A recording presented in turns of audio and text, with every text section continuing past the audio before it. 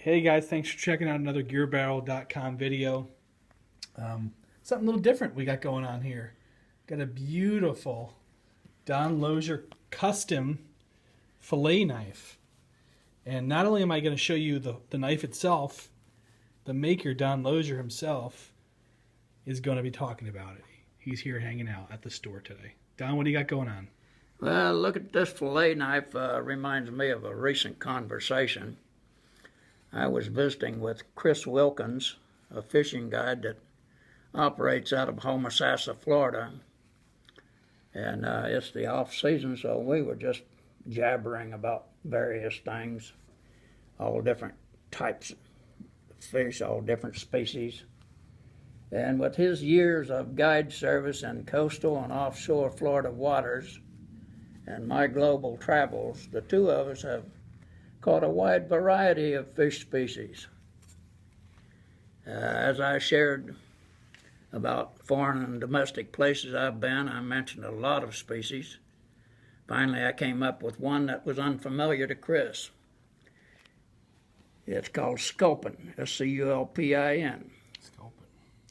Afterward, I checked to see whatever is posted on the internet about those things. And there's a lot on there about filthy little garbage scavengers, which nobody would think of eating. But I did see a video about fishing with professionals for sculpin. The people who were fishing, they appeared to be Asian and seemed to be having a lot of fun catching those things. And the fish appeared to be only about 3/4 of a pound to maybe pound and a half. And they had big heads and small bodies, and they're plenty ugly. But it brought back old memories during one of my several trips to the Coronado Islands, which is west of the Mexican coast. We were fishing for yellowtail and having bad results. So the captain of the boat, he pulled up the anchor and headed for the old rock pile, which is 10 miles to the west of the Coronados. And he was doing this just to let us get some fish that we could take home and eat at least. Ben's was having such a bad day trying to catch yellowtail. On the way out there to the old rock pile, we rigged up with heavy weights and 2 leaders with hooks. When we dropped anchor, we attached live anchovies to the hooks and went to the bottom. We'd give the rods a couple of sharp yanks and then just reel them up. And each hook would have a sculpin on it. They were brownish orange on their backs and bright orange on their sides with white bellies. And they weighed anywhere from 2 to 4 pounds, had huge heads, and they looked pretty much like a cross between a horned toad and a fish.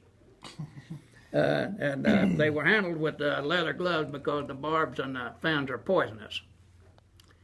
I nearly filled a burlap bag in a matter of minutes. And I've never eaten a better tasting fish in my life. And there's been times when I kind of would be out there yellowtail fishing, kind of hoping we'd have a bad day so that I could get back to the old rock pile. They were that good. They were that good so far as eating is concerned. They're fantastic. But let's talk a little bit about this fillet knife here. Every fisherman should have one of these. This piece is 11 3/4 inches overall length with a 7-inch blade. It's made from 100 thousandths thick 440C stainless steel. The first 2 inches of the cutting edge of the blade is serrated. And the reason for that is to make it go through the rib bones like they were butter. I've caught a lot of fish in my lifetime. I know what it takes to fillet fish. I learned to fillet fish from commercial fishermen. This is not a joke of a fillet knife. This is serious business. This piece is satin finished, accompanied by a belt carry custom sheath with a certificate of authenticity.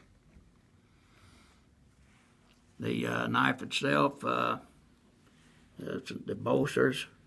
They are dovetailed 410 stainless steel, and it's turquoise canvas micarta scales with 1/4 inch mosaic custom pins.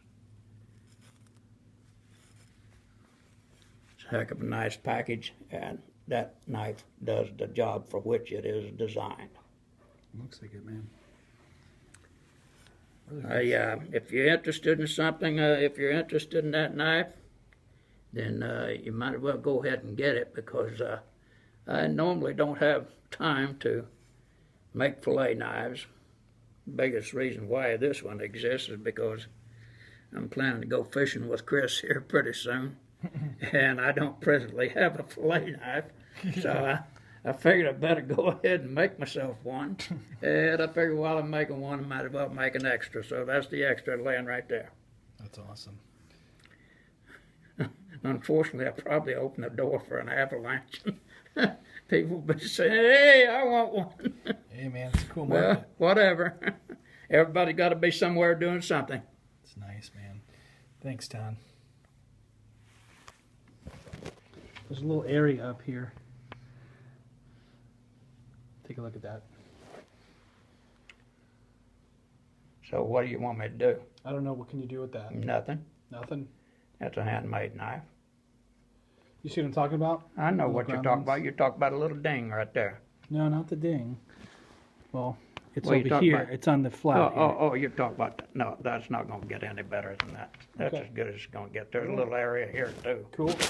but that's as good as it's going to man, get. You got it. Now, if you want to be critical, it's not the best piece of leather that the guy could have found to make this seat, and I wasn't really happy about that either, but that's what I've got. So put it up. If it sells, it sells. If it doesn't, I'll take it and use it. I'm going to go fishing with Chris anyhow. Who's Chris? Huh? Chris Wilkins, the Oh, nice. fishing guide that I was